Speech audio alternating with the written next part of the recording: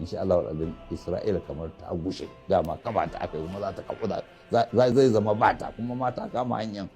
kawuwa insha Allah al'adun ainihin fir'auna ya shekara 200 yana kashe jariran bani Isra'ila maza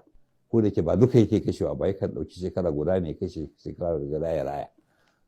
amma bayan ya zo ƙarshe to wannan al'ummar Falasɗinu gashi an kwarari shekara 100 suna fama da wannan kuma nasu insha Allah azim ba zai tsawo irin haka nan ba tunda su yanzu abin da su Isra'ila suke yi ba irin abin da aka yi ma bani Isra'ila